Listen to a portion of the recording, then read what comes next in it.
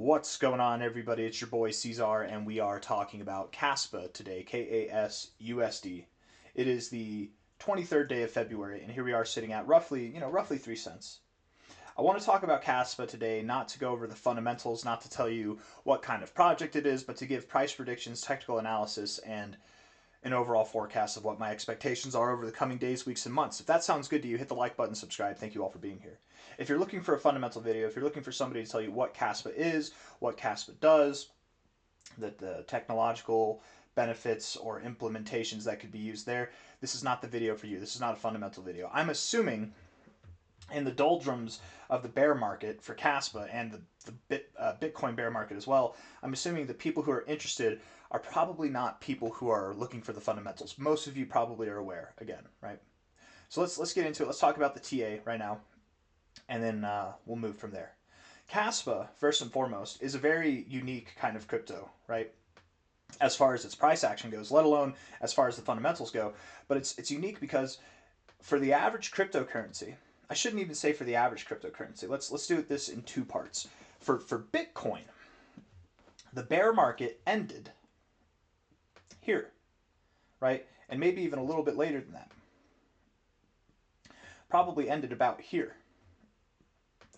For the average crypto, for like altcoins, the bear market ended, and for a lot of these coins, the bear market actually never ended, but the bull market kind of kicked off about a year later.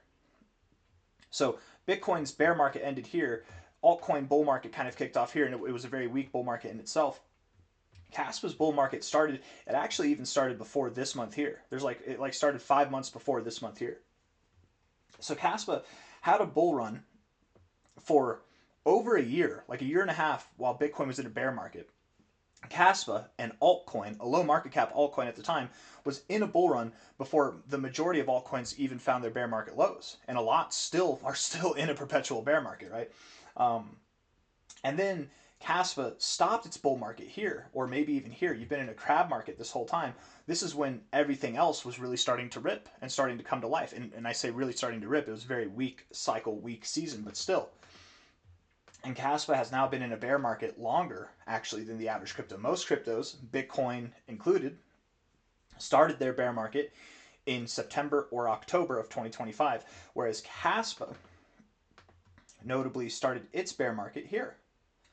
And if you don't want to say that it started here, that's fine. If you don't want to say it started here, that's fine. But that is the all-time high at which we formed a lower high.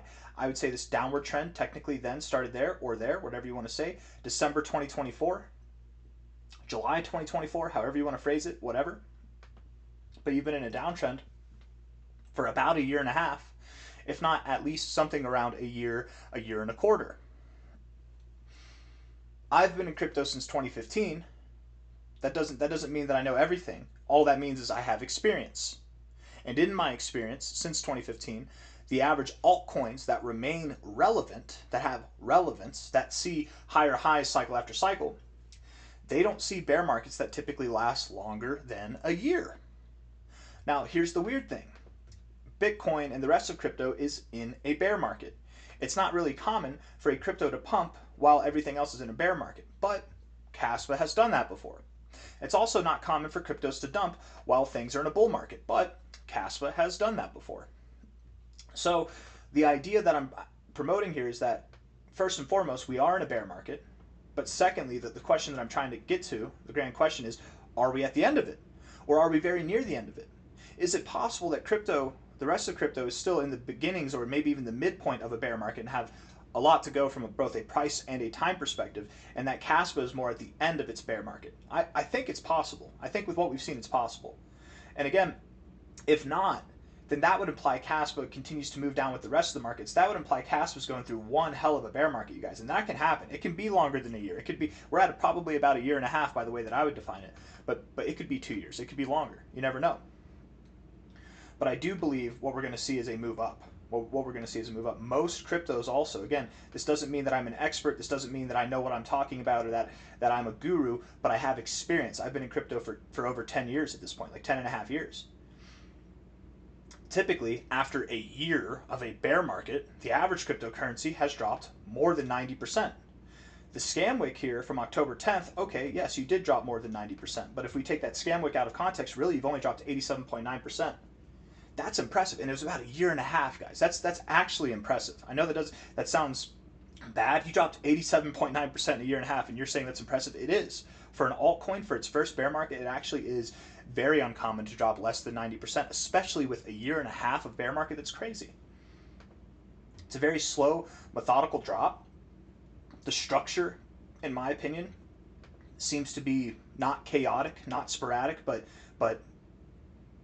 methodical.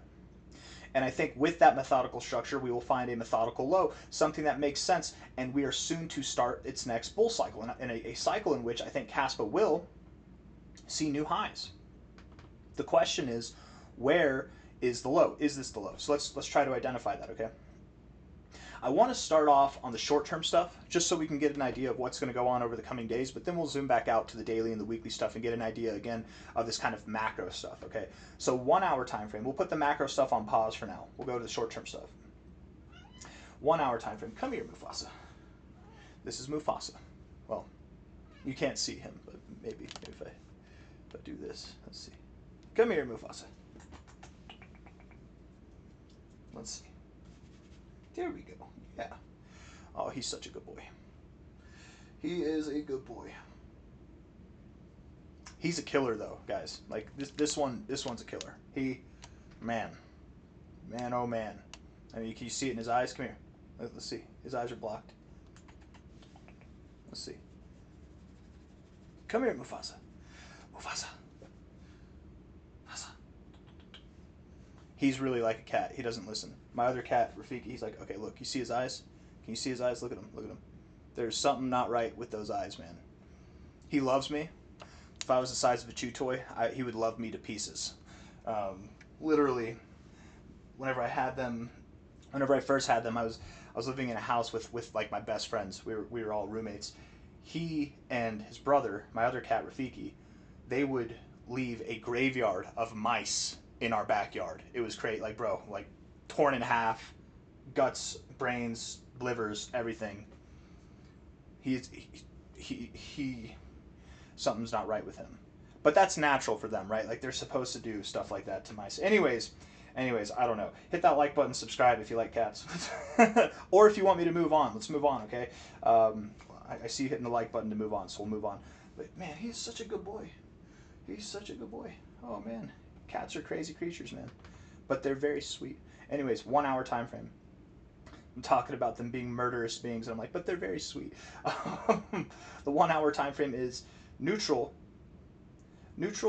with a bearish tilt to it, I would say.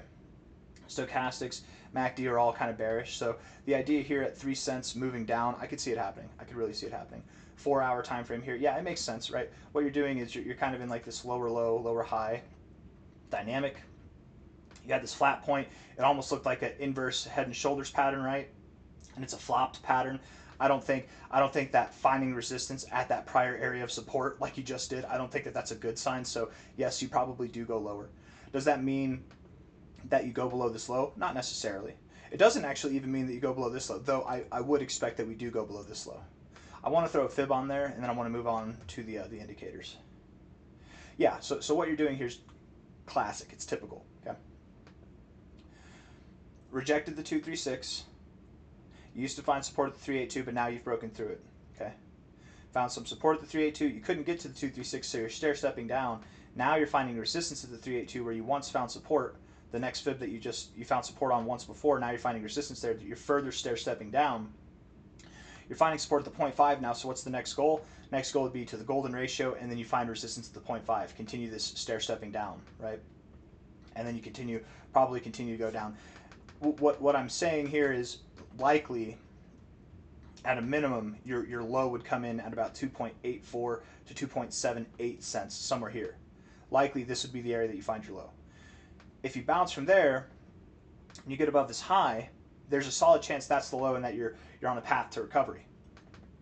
But if you bounce from there and you get another lower high and you come back down, there's a solid chance that you go lower to the 786, 886. You do the same thing, there's a solid chance that you could take out this low. So if the thought here is we're going to go lower, does that mean we're going below this low? I think we're about 2 steps away from validating the thought of going below this low. So can we go below this low? Yes. Is it a problem if we go below that low? No. Are we going below this low? Maybe.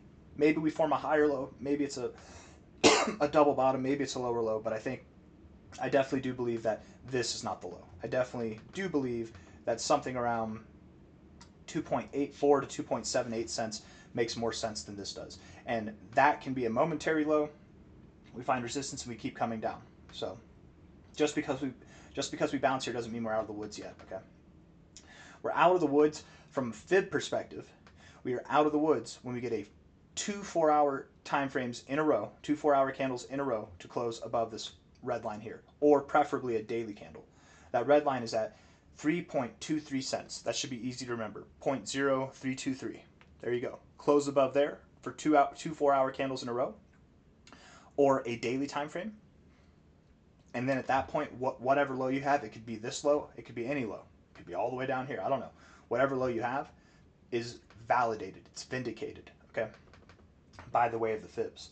If you want something a little bit earlier than that, again, I would just say getting above this high might be that same validation. But technically, if we're playing by the fibs, this is the level to watch, which again is at 3.23 cents. 4-hour indicators, a little bit of bullish divergence on the RSI, but that might be what this move is. I'm not too impressed by it. Yeah, we're bearish. Bearish overall. I'm definitely confident that we go lower, but man, you are resilient to the downside. I'm a little bit more confident now in the idea that you do find support at this golden ratio. Okay. We look at the daily time frame. And I mean, let me go back to this one more time. Whether you find support here, that's your higher low overall, and now you're ready to recover and move higher, or you find support here, you find a lower high, and then you move lower. Either way, I'd very much expect that you find support here at the golden ratio for however long of a time. Finding support here does not mean that we're off to the races, but it's the first step. So let's just see how we do. Daily time frame. Rejecting the 50. Your daily RSI looks bearish overall. I mean, with the way that the daily time frame's looking, I'm not going to lie, it actually does make me think that we're going to take out this low, that we'll get a lower low and we'll further this bullish divergence, maybe.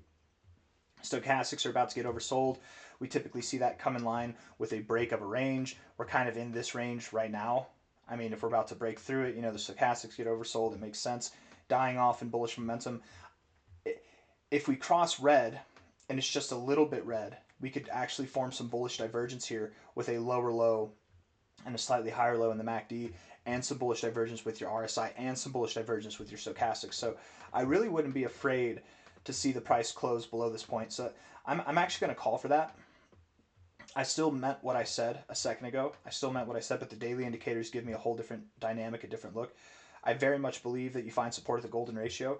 I just, at this point, forecasting the future, I think you'll find support there. You'll find resistance at the same prices you're at right now, and then you'll probably step lower. And this might be the low point at which you find support and recover from.